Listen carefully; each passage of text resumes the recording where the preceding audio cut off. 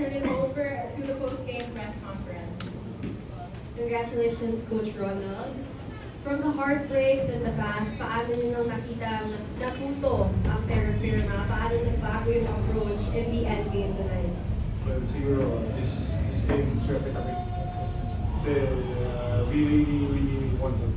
Kasi the last two games na medyo bitin yung energy. Tsaka yung end game, yung ibigay. So, this game, pre-game pa lang, sinabihan namin na same makakamatch up kami with the Index, although they are 5-6-0.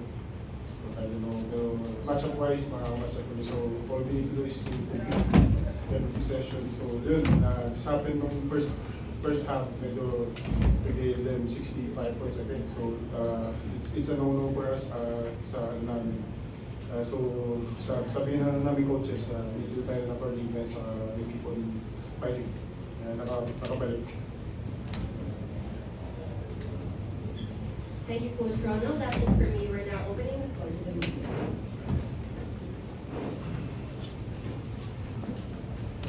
Coach, congratulations. Malaking isda itong binwit nyo. Gano'n kalaking bagay ito sa kumpiyansa nyo, especially sa inaasam nyo na playoffs man. Well, all of our games is medyo duluhan. So, we still, we keep on, sa mga players namin na we compete, may chance lang naman namin. So,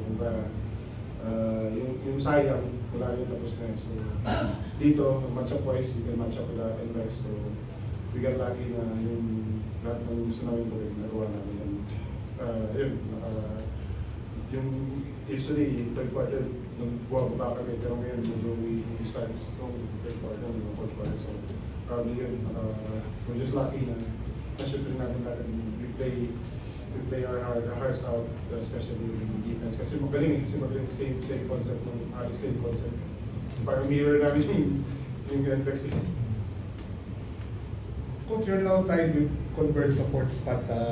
Sila struggling sila, so kahit pa paano nakahabol kayo, gaano kalaking bagay yung mga next few games nyo yung nasa playoff race? Well, I think we'll go back to practice and yung may mga gusto pa kaming ano yun, pagandaan yung niraran namin. So, probably yung sa Converse, same thing din kasi tama kami nakahabol lang. So, ito yung magandang sa moral ng team eh. As long as we compete, as long as we work together as a team, as a defense, I think we have a good chance to. The person, you had a lot of close defeats, heartbreaking ones. How did that help you guys go into this game, especially with the game tight in the last minute? I think it helped a lot. It was a learning progress for us. I think credit to the coaches. They've been helping us do like a lot of situational stuff at practice. I think that really helped us down the stretch today. So. His thoughts on Brent hitting the crucial three-point play and his performance throughout the game. Brent was big for us, man. Brent had a great game today. JM, credit to him too. They came in and when coach was talking about before the game started, we really need guys on the bench to step up today. So I think he heard him.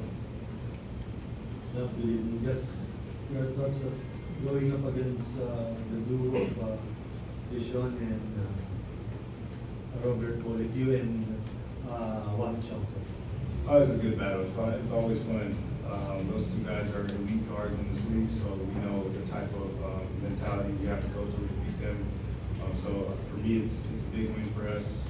It puts us in a standing where we're able to compete for a playoff spot. Coach, ano lang, may nakita kami na si Brett Paragis yung nag-a-handle dun sa team during one time. Well, ano yan, yun yung ano namin eh. Kasi we need to have leaders as well.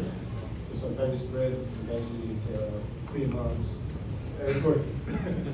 Revealing. Sige. And dyan, papasalamat po tayo kay Coach Ron Tubin and Mabel Missing for your time. Terra Firma wins tonight. Congratulations. Thank you.